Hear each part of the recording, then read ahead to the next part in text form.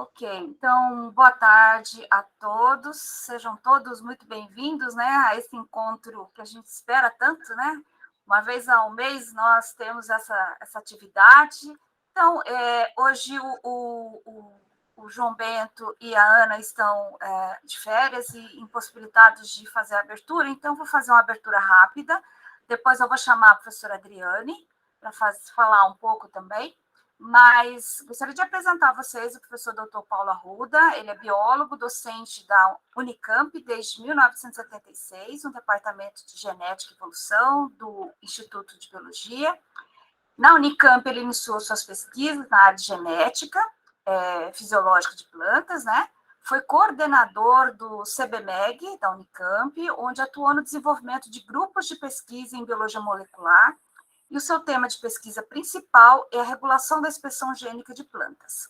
Além das atividades de pesquisa, em nível de ensino de graduação e pós, coordena também grupos de educação em ciência com apoio de algumas fundações, FAPESP, CAPES, FINEP, e o seu trabalho já treinou centenas de estudantes da rede pública. Atuou como coordenador da rede pela Unicamp em 1995. Atualmente é o coordenador do Centro de Pesquisa em Genômica Aplicada a Mudanças Climáticas, um centro criado pela Unicamp, Embrapa, com apoio da FAPESP. Gostaria de chamar a Adriane agora para falar uma grande contribuição que o professor Paulo tem nesse grupo. Boa tarde a todos. Antes da gente começar, já bati um papinho com o professor Paulo Arruda, mas eu acho que nem ele e talvez grande parte dos demais da rede não saibam da importância do professor Paulo e da Unicamp na formação dos grupos da Unesp de Botucatu junto à rede. Então, eu vou contar de forma sucinta essa história. Em 2006, o professor Paulo Arruda entrou em contato com um colega dele, professor Ivan Maia, que na época era o coordenador do programa de pós-graduação em Ciências Biológicas Genética aqui do Instituto de Biociências da Unesp de Botucatu, e fez a proposta do professor Ivan formar um novo grupo na Unesp e ingressar na rede formada por Leopoldo. O professor Ivan topou essa iniciativa, mas para isso ele contou com a participação de outros 3 colegas docentes, professor César Martins, da área de genômica de peixes, professor Guaraci Tadeu Rocha, da área de citogenética animal, e professor Paulo Ribola, da área de genética molecular. E os 4 me chamaram, eu era JP na época, e nós começamos, então, uma disciplina nesse programa de pós-graduação com o objetivo do treinamento de alunos de mestrado e doutorado para que eles atuassem nos cursos de férias. E em janeiro do ano seguinte, em 2007, nós fizemos o nosso primeiro curso de férias, que contou com apenas 14 estudantes do ensino médio de escolas públicas de Botucatu. Com o tempo, essa iniciativa na Unesp, que foi a convite do professor Paulo Arruda, ela tomou um grande corpo. Esses cursos de férias foram se expandindo para outros programas de pós-graduação, e hoje, professor Paulo, existem 7 programas de pós-graduação, não só vinculados ao Instituto de Biociências de Botucatu, mas também a Faculdade de Medicina Veterinária e Zootecnia, a Faculdade de Ciências Agronômicas e a Faculdade de Medicina de Botucatu. E esses 7 programas desenvolvem 6 cursos de férias. Esses 6 cursos de férias são realizados de forma concomitante todos os anos, em janeiro. Nós recebemos cerca de 250, 300 estudantes todos os anos, quando era presencial. Nos 2 últimos anos, nós fizemos os cursos de forma virtual, e nós contamos com cerca de 100, 120 monitores que são alunos de pós-graduação para dar conta desses 6 cursos em conjunto. Além disso, na Unesp de Botucatu, essa iniciativa, começada por Leopoldo e depois professor Paulo Arruda, ela se expandiu além dos cursos de férias. Então, com base nas nossas primeiras atividades de educação e divulgação científica, em 2018, nós fundamos uma agência de divulgação científica e comunicação, que hoje atua com a produção de materiais educativos e divulgação científica, principalmente audiovisuais, como programas no YouTube da TV Unesp e também podcasts. E, mais recentemente, nós captamos uma grande soma de recursos para implementar o que a gente chama de Espaço Ciência IBB. para levar ainda além as nossas ações de educação e divulgação científica. Então, eu tenho certeza que não só o grupo da área de genética que participa dessa rede de Leopoldo, mas também os outros 5 grupos são extremamente gratos pelo convite realizado pelo professor Paulo em 2006, que rendeu bons frutos. E alguns dos nossos grupos aqui da Unesp de Botucatu treinaram outros grupos que existem hoje em outras instituições do país também. Então, muito obrigada, professor Paulo. Poxa vida! Eu fico extremamente assim, satisfeito, né? Assim, com o progresso, né? Dessa atividade, né? Dessa área de educação em ciências, né? Que começou de uma forma assim, bem simples, tímida, talvez, não tímida no sentido, né? Mas assim, e foi realmente vocês fizeram um grande trabalho aí e expandiram, criaram, e agora aí com essa iniciativa de criar um espaço, né, de ciência, né, com uma área, vamos dizer assim, dedicada especificamente aí à educação em ciência, né, treinamento pessoal. Eu fico muito feliz de ouvir esse relato, viu, Adriana? E a Cleia também, né? E eu acho que essas são coisas que realmente deixam a gente assim feliz por ter, enfim, contribuído, né, de uma forma singela, né, para essa questão toda da educação em ciência, que não pode ser mais urgente, né, do que o momento que nós estamos vivendo, particularmente no Brasil, no mundo de uma maneira geral, né, em função dessas grandes desafios, né, que nos impõem aí, né, o planeta, né, do ponto de vista, enfim, do questionamento, vamos dizer assim, né, do negacionismo da ciência, né, que foi algo até surpreendente, né, pelo menos para mim, né, saber que, na verdade, ou tomar conhecimento que, na verdade, existia uma coisa dormente, né, na sociedade e que tem um volume, né, e que tem um contingente muito grande, né, da sociedade, de maneira geral, que, vamos dizer assim, por não compreender, talvez, os processos, né, o processo científico, né, nega. E é muito difícil a gente entender, e obviamente a gente não deve julgar, mas é muito difícil a gente entender as razões, né? E por que existe esse contingente tão grande da população que, vamos dizer assim, tem essa atitude, esse comportamento, né, frente à ciência, de uma maneira geral, e como é que a gente pode eventualmente contribuir, né, para pelo menos mitigar um pouco, né, essa situação, porque isso é o que realmente coloca em risco, né, a sustentabilidade do nosso planeta, né? Então, eu vou passar aqui para vocês alguns slides que eu preparei, né, para contar um pouquinho essa história. Eu não sei como que apresentar, né? Isso que eu tela inteira. Professor, apresentar a tela inteira. Isso. Vamos ver se vai.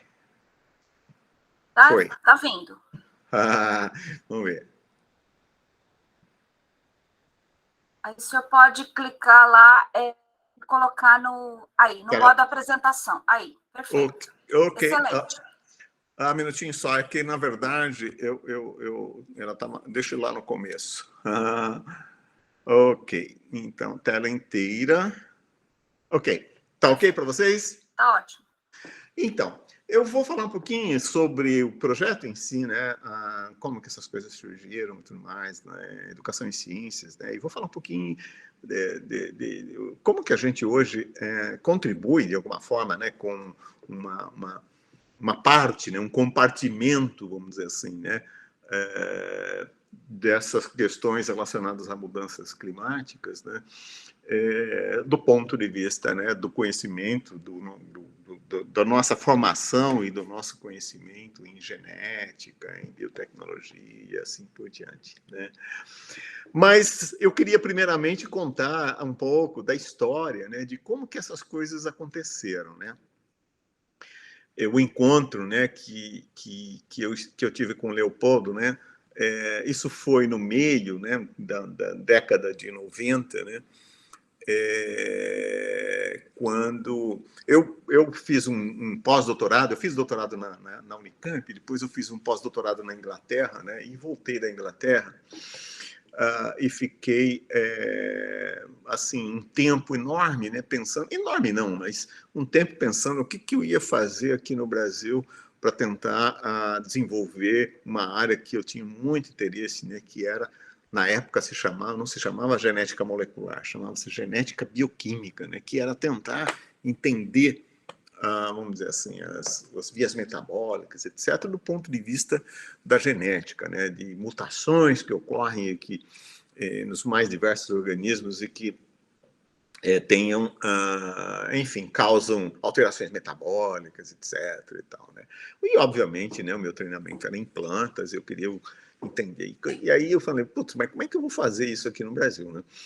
E aí, quando eu voltei da Inglaterra, estavam começando assim alguns programas, né, na época da Secretaria de Ciência e Tecnologia, não era nem ministério, né, se chamava-se Secretaria de Ciência e Tecnologia, para desenvolver, enfim, a genética bioquímica molecular ou coisa assim no Brasil, né?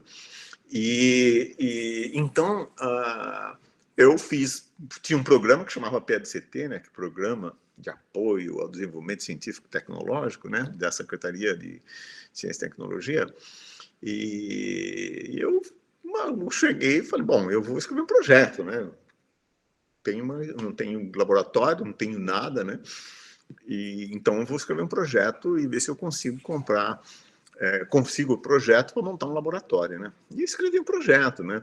E o projeto foi contemplado, viu? Eu acho que, inclusive, né, foi uma coisa assim bem inédita, né? Foi o único projeto da Unicamp que realmente foi contemplado pelo PADCT. E aí, numa época em que eu estava dizendo, né, as coisas demoravam muito para acontecer, né? Os equipamentos eram todos importados, centrífuga refrigerada, espectro fotônico. E esses equipamentos demoraram 3 anos para chegar, viu, aqui no meu laboratório. Então, o projeto era de 3 anos, os equipamentos chegaram no fim do projeto, né? Porque tinha assim, uma burocracia enorme, né, para importar, etc. Né? E a minha centrífuga foi entregue na USP, e depois eu tive que ir lá na USP buscar essas coisas assim que são histórias, né, da ciência brasileira, né? E daí,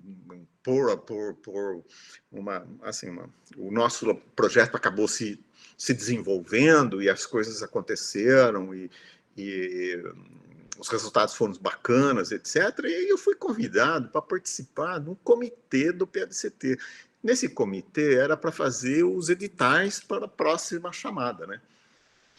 Bom, eu, assim, me considerava, né,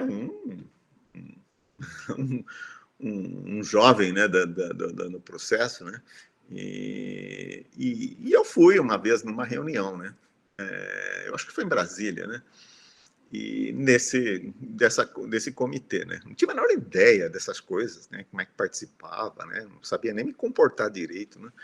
E eu cheguei lá em Brasília e encontrei com o Leopoldo. Conhecia, obviamente, o trabalho do Leopoldo, né, da literatura e tudo mais, né, mas não conhecia pessoalmente. E eu conheci o Leopoldo e, por alguma razão, o Leopoldo acho que foi com a minha cara, assim, né? E ele chegou perto de mim, assim, né, e falou: o que você faz? Né? Essa foi a primeira pergunta. O que você faz? Eu falei, olha, eu faço genética de plantas e tal, eu fiz um pós-doutorado, voltei faz poucos anos, etc., né? E eu faço genética bioquímica. Falou, bioquímica? Puxa vida, que bom. E a segunda pergunta que ele fez é, e por que você faz isso? Né?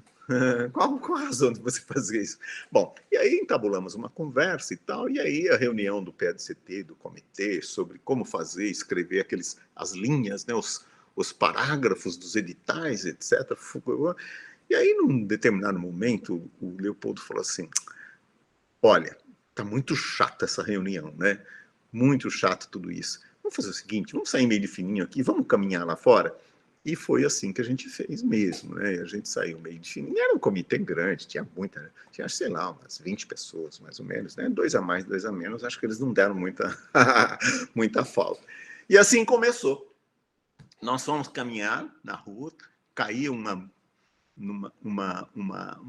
era nem garoa, era aquela coisa bem fina, né? Tava úmido, tinha chovido, né? E ficava aquela umidade. A gente estava caminhando ali, estava meio friozinho, né?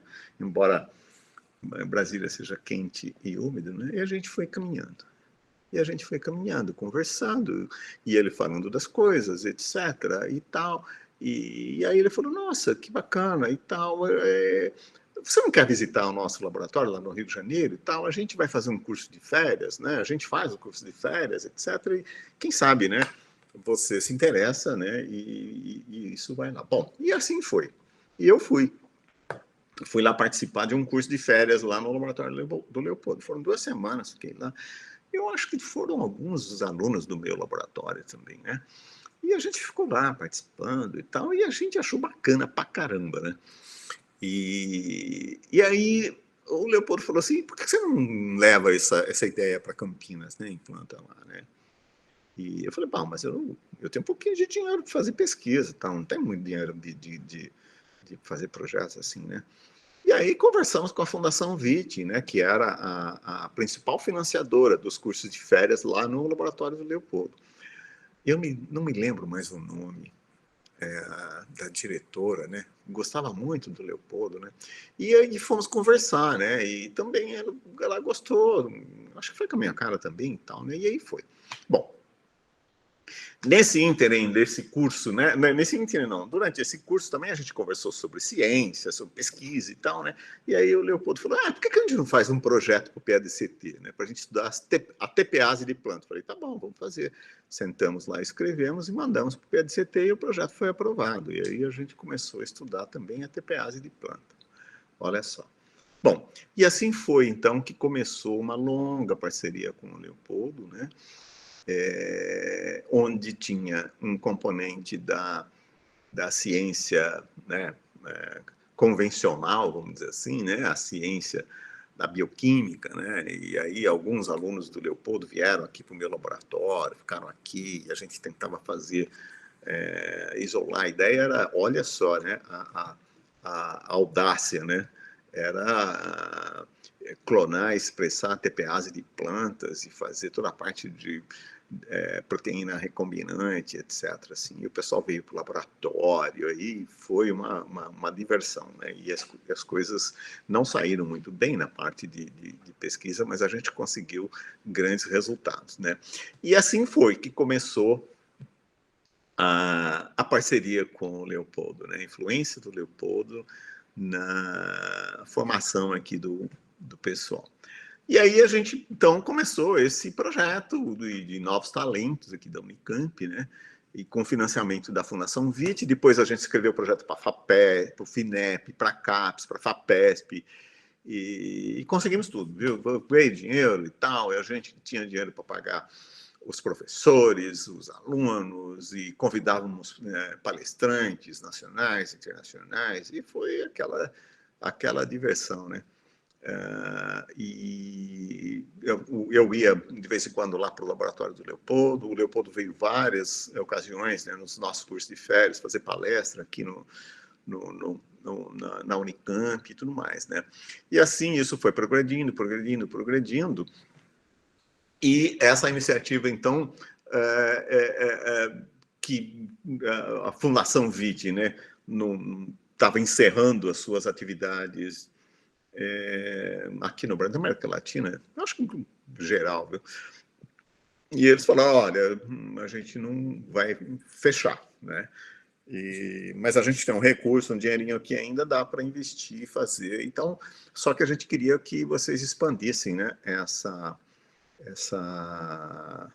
iniciativa, né, de educação em ciência, alunos das escolas públicas, etc. E tal. E assim foi.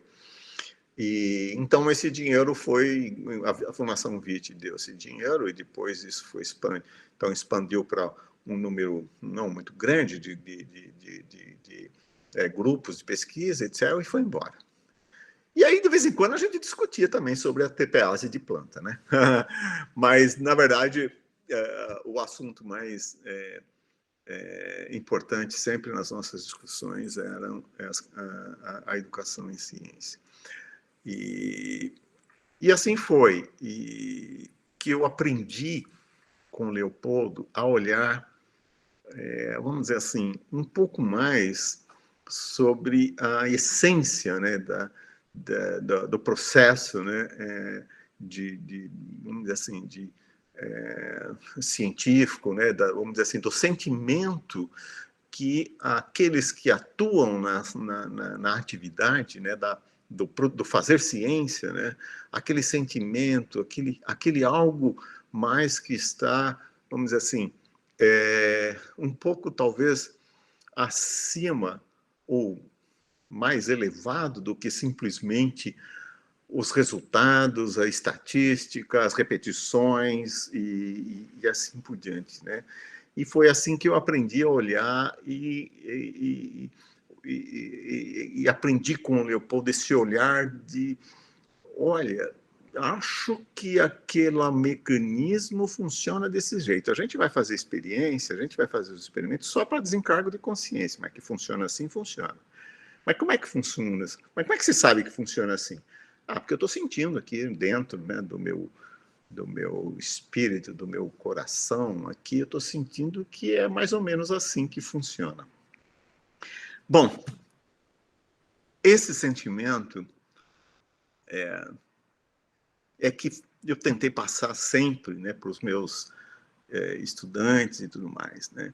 E isso então foi aqui no nosso laboratório, né? A gente treinou mais de 1.000 estudantes, mais de 400 professores, porque a gente trazia os professores de segundo grau, mais de 150 escolas da rede pública aqui da região de Campinas, né? Escolas da periferia, alunos de pós-graduação, alunos de graduação e assim por diante.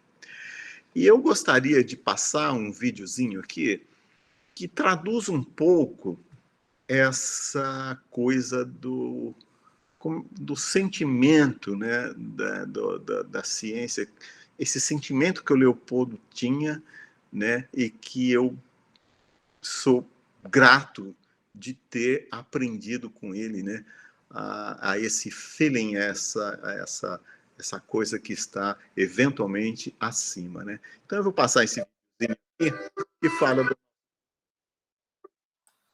Opa.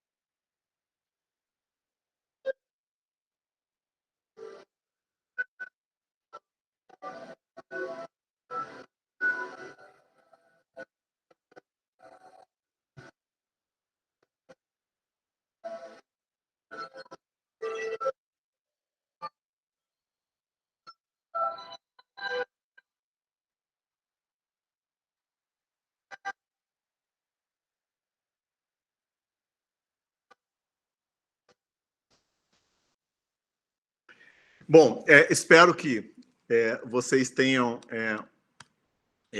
percebido, né, nesse vídeo, né, essa música, né, o sentimento, né, o feeling, né, que eu procurei, né, passar nesse vídeo, né, o feeling do Leopoldo com essa questão de sentir, assim, sentir que os resultados devem caminhar, né, mais ou menos do jeito que a gente começa a sentir desde o princípio, quando as ideias aparecem. Bom, aí o mundo, né, caminha com tudo isso, né, foram muitos anos, né, de trabalho com os aluninhos de segundo grau, dos aluninhos do ensino médio, né, numa segunda fase, né, nós trouxemos algumas pessoas com muito bom desempenho, né, professores, né, de colégio, né, e a Ana Camargo, que entrou no laboratório, né, e fez um trabalho sensacional com os alunos, né, uma professora de ensino médio. Mas o mundo, a partir de um certo ponto, né, as coisas começam a acelerar muito, né? A ciência acelera de uma forma muito rápida, né, muito ampla, né, e com mudanças impactantes, né, surgem as inovações, as genômicas, as ômicas, os microbiomas, né, a indústria envolvida nesse processo e tudo mais, né. É como se a gente tivesse dentro aqui, né, de um mapa metabólico aqui, né, como funciona uma célula de Escherichia coli, né, com N caminhos, né, N vias, né, e essas vias todas são transitadas de uma forma harmônica, né, de uma forma que ela é capaz de, o conjunto dessas vias, né, produzir vida, né, fazer com que uma célula sobreviva, etc., né, e a gente, quando cai nesse mundo, né, dessas diferentes vias e tudo mais, né, a gente, bom, e qual será a via, né, que a gente deveria tomar, e assim por diante, né? E surge, assim, para mim, né, sou extremamente ansioso, né? E aí começo a pensar em muitas coisas ao mesmo tempo e a fazer muitas coisas ao mesmo tempo. E as coisas, de uma certa forma, né, acabam trazendo resultados interessantes, e as coisas evoluem e acabam, vamos dizer, trazendo outras perspectivas, etc., né, na atividade científica, né, que em determinado momento vai para a via da inovação, em outro momento vai para a via da indústria, e culmina, então, aqui com a via das mudanças climáticas, né? A gente está vendo aqui embaixo. São diferentes vias que a gente acaba transitando, né, nesse mapa metabólico aqui, e que aí, de repente, isso tudo vai mostrando para a gente que tudo isso faz parte de um mesmo processo, né, do processo científico, tudo isso faz parte do mesmo processo, né? E que talvez se a gente conseguir, né,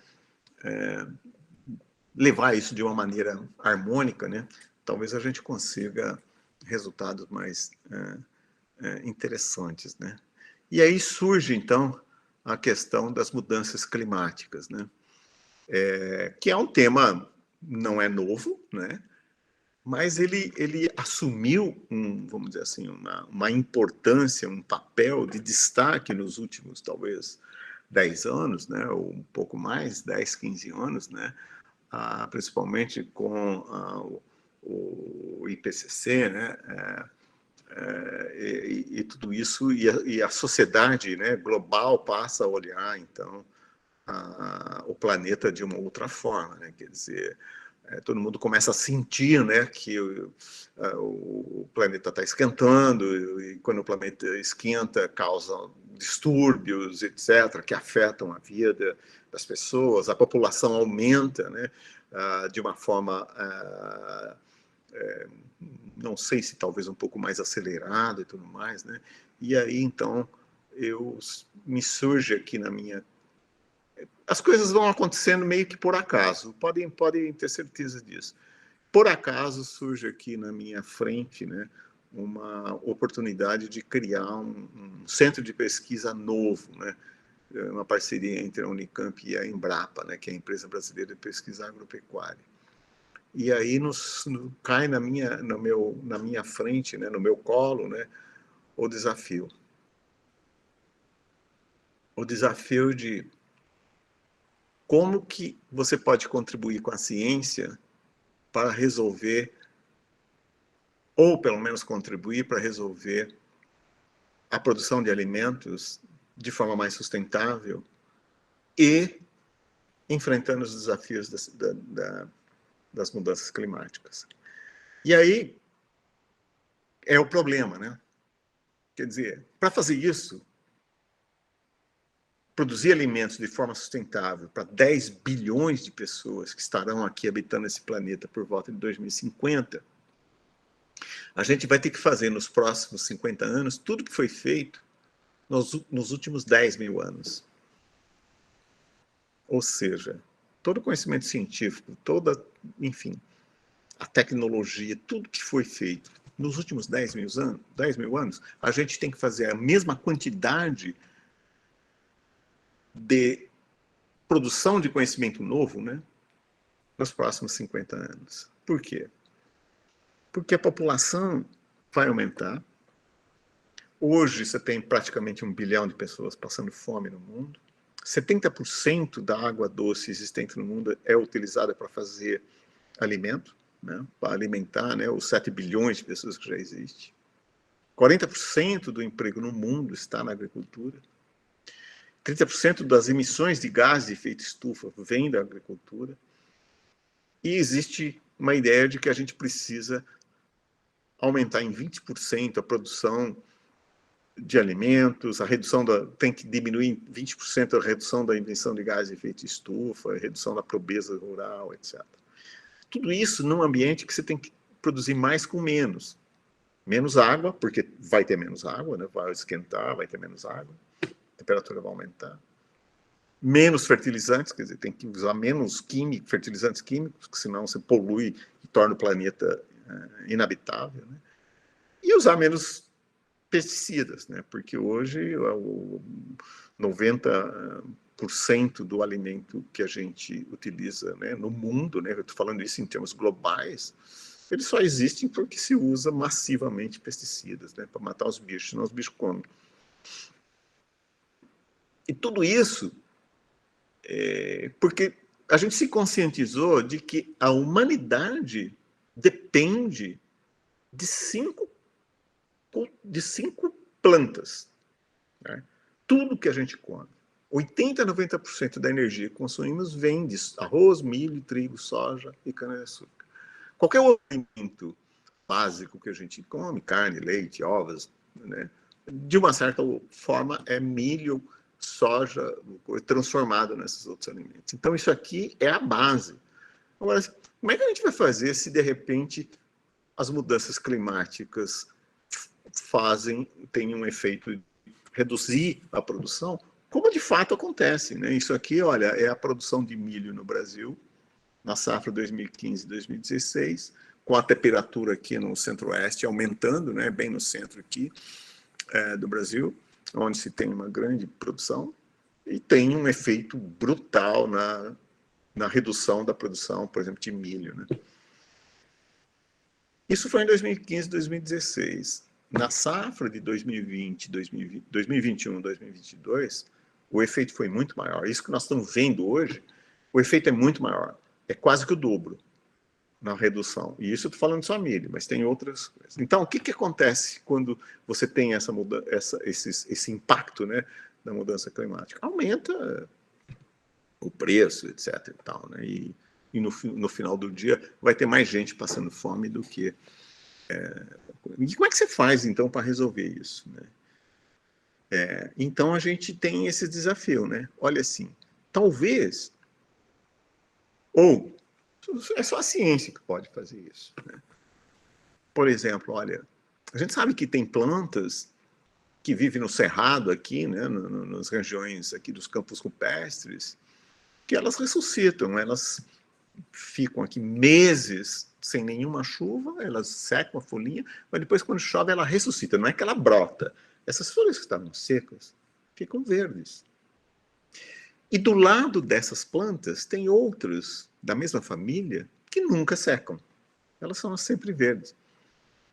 Então eu pergunto também, como que isso daí acontece? Como é que a natureza faz com essas plantas para fazer com que elas tenham esse comportamento? Será que a gente não pode usar esse conhecimento? Será que a gente pode descobrir o que está acontecendo aí? Né? E isso é um dos desafios aqui do nosso centro de pesquisa, para tentar fazer isso, descobrir qual é a genética que está por trás disso, né? E transferir isso para plantas de tal forma que, olha, isso aqui são plantas de cevada, né?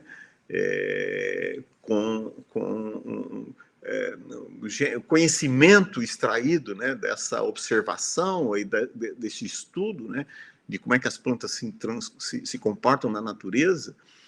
E aqui uma planta sem um determinado gene, né, que a gente encontrou, e aqui com gene. 12 dias sem irrigação, as plantas simplesmente nem dão bola, né, para a seca, né? Então é assim que a genômica, né, pode ajudar a gente a fazer, eventualmente, né, diminuir o impacto, né, das mudanças climáticas na produção futura de alimento. Só que quando a gente fala em produção futura de alimento, a gente tem que levar em conta que é um volume imenso de arroz, de trigo, de milho, de soja, que tem que ser produzido para alimentar o mundo, né? Só a China, com seu 1 bilhão e 300 milhões de habitantes, você imagina o que eles consomem. Só de arroz eles consomem 2 vezes o que o Brasil produz em todos os grãos, etc. Né? É um negócio imenso. Né? Imagina a Índia. Tá? Então, esse é um desafio, não é um desafio da ciência brasileira, ou da ciência paulista, ou da ciência carioca, ou da ciência lá de Botucatu. É um desafio global, é um desafio da ciência planetária, resolver essas questões. Ou resolve, ou a gente vai ter problema. Problema caótico, né? Aí nas próximas décadas. E como que a gente pode educar o público, sobretudo as crianças, sobre a importância da ciência para as mudanças climáticas? Né?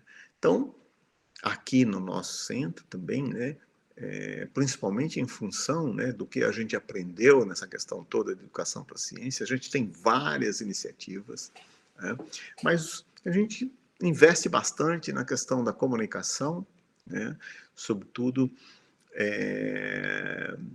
com especialistas da área, né, a Paula Drummond, que é aqui a nossa líder, né, na área de comunicação, e a gente tem produzido vídeos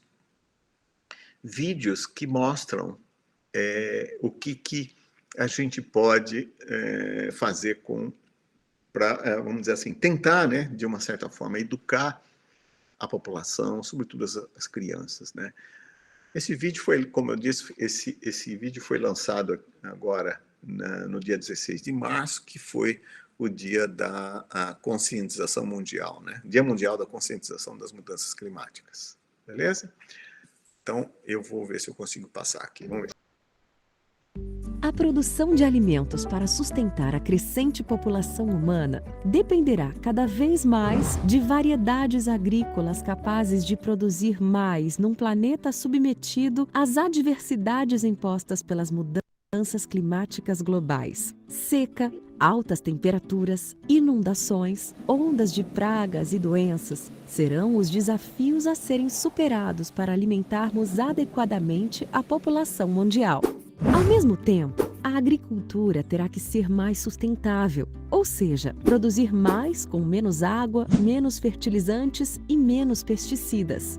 Mas como desenvolver variedades agrícolas capazes de produzir mais nesse cenário tão desafiador? Um caminho possível é aprendermos com a natureza, com as plantas que já habitam ambientes quentes e áridos, como as que ocorrem nos campos rupestres, ambiente com grande biodiversidade que enfrenta secas prolongadas e possui solos pobres em nutrientes.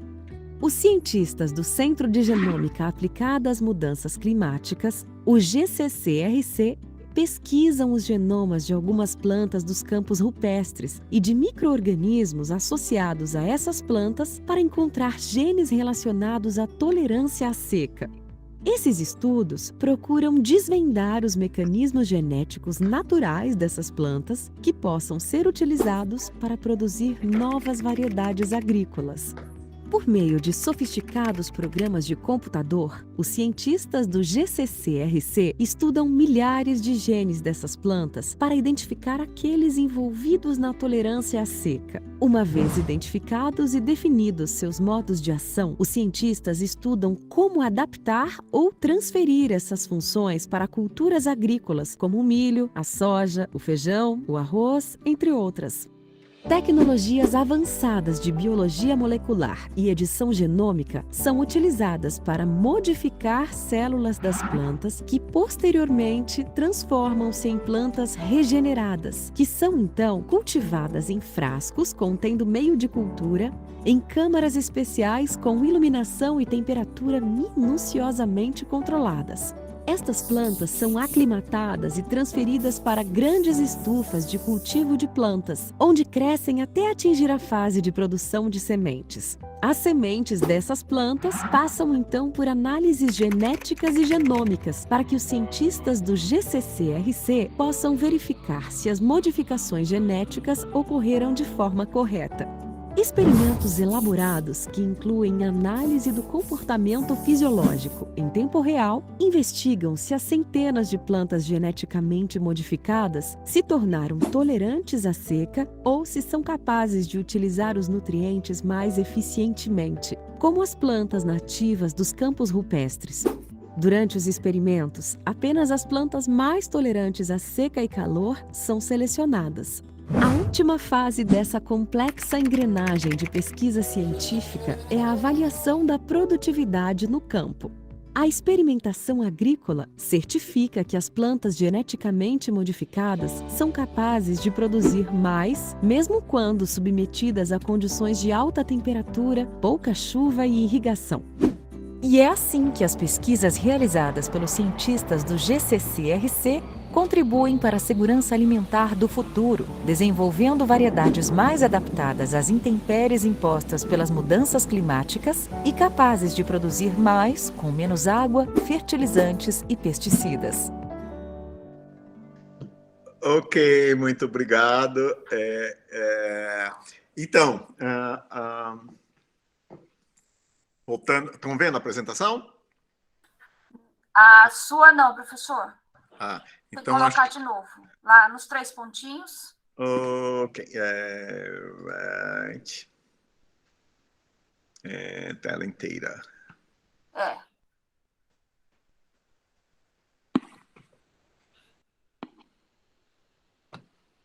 Agora sim, professor. Ok, estão vendo, né? Beleza, tá vendo? Tá ok aí? Então, nós produzimos. Esse é um dos vídeos, né? Tem muitos vídeos, né? Esse vídeo, como eu disse, foi lançado agora no dia 16, já tem mais de 2.000 visualizações.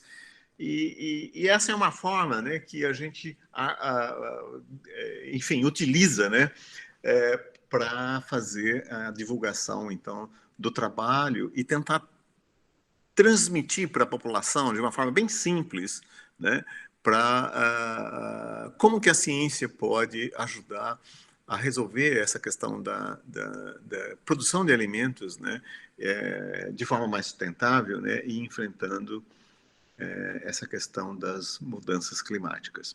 Existe um trabalho extenso que é feito por nosso grupo de pesquisa, né, isso aqui é parte do grupo de pesquisa, com biologista molecular, bioinformática, tem até aqui uma F1 aqui, né, a filhinha da Sofia, filhinha da Juliana, que está aí, e enfim, todos esses, ou a maior parte desses estudantes aqui passaram pelo curso de férias, como o Rafael, o Pedro, o Jader, e muitos deles já saíram do grupo, já estão em outras atividades, alguns estão em grandes universidades no exterior e assim por diante. Tá?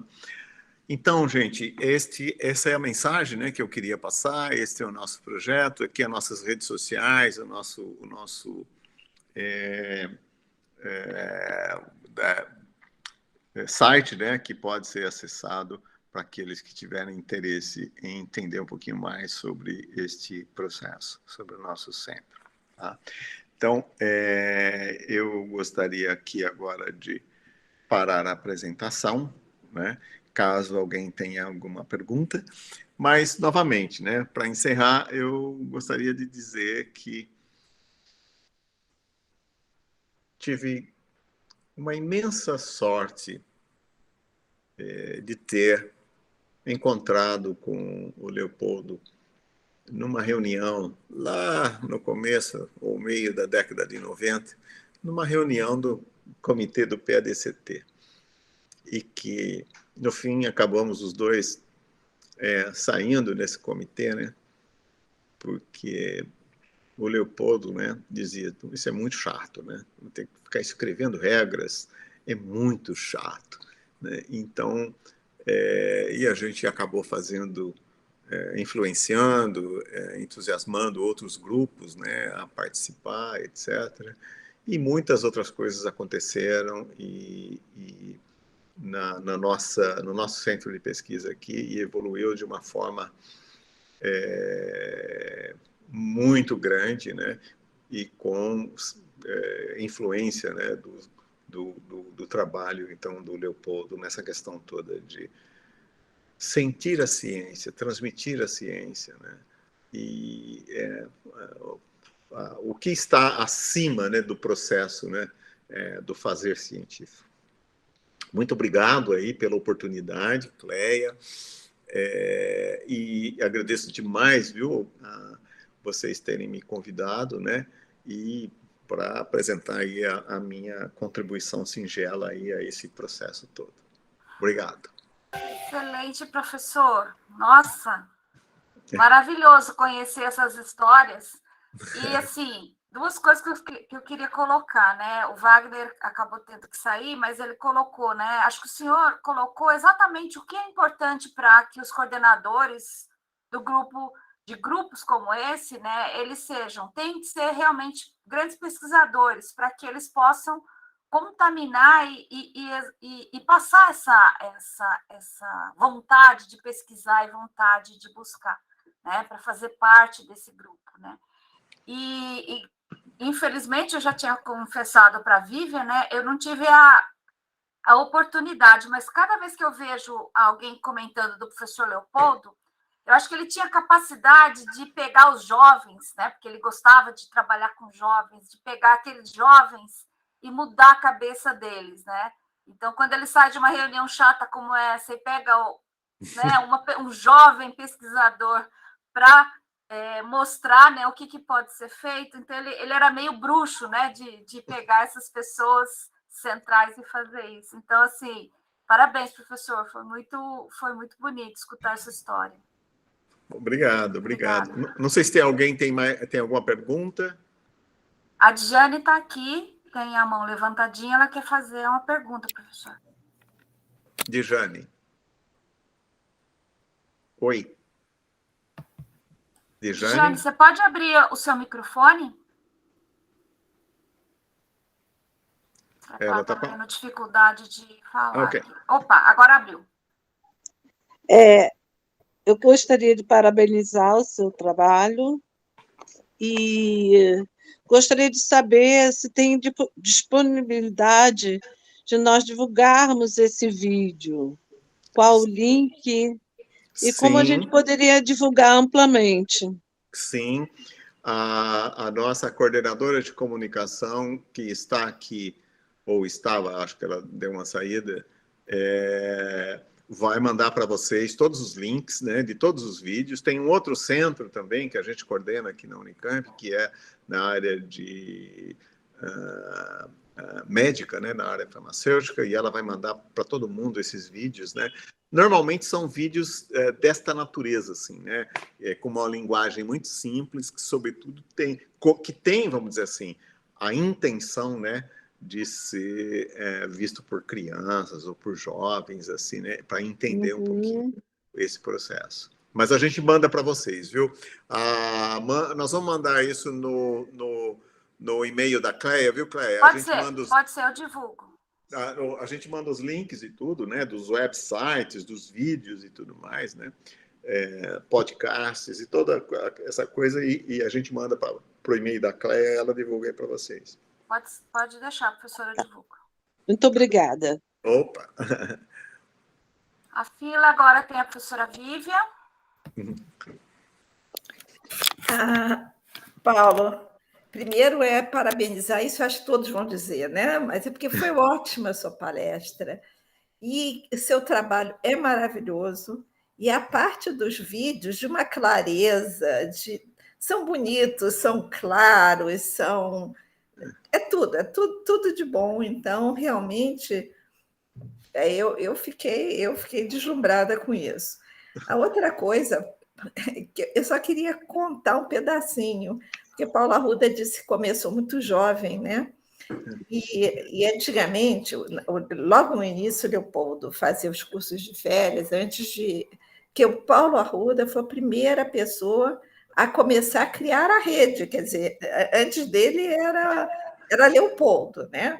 Eu ia dizer Leopoldo sozinho, mas não era, não. O que Leopoldo fazia? Ele pegava todos os alunos e todos os professores da bioquímica, fazia um processo de convencimento, e na época do curso de férias, a gente tinha vários professores, vários doutores oferecendo diferentes cursos de férias com diferentes temas, como vocês fazem lá em Botucatu, tudo ao mesmo tempo. E Leopoldo tinha também, ainda já naquela época, a ideia de chamar pessoas de fora para avaliar o curso. Ele chamava para avaliar o curso, ele dizia que era para avaliar o curso. Na realidade, era uma maneira de fazer propaganda. Olhem só que beleza. Para ele tinha certeza que aquilo era o máximo, anyway. Mas olha só que beleza, e levem isso com vocês. E aí eu me lembro que eu estava dando um curso de sistema imune. Era alguma coisa com camundongos, com milhões de coisas. E no meu penúltimo dia lá, entrou esse garotinho. Era até um garotinho que entrou lá, sentou lá. Bonitinho, hein, Paulo? Você era bem mesmo. Bonitinho, garotinho. E eu dizendo, meu Deus do céu, esse cara entrou na sala errada. O que ele está fazendo aqui?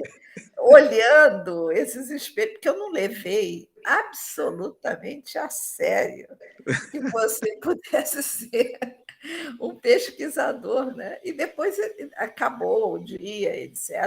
Eventualmente, você não ficou lá horas, você deve estar visitando os diferentes. E eu me lembro, terminou, né? E aí eu fui lá conversar com o Leopoldo e disse, não, foi tudo bem, o dia de hoje foi tudo bem e tal.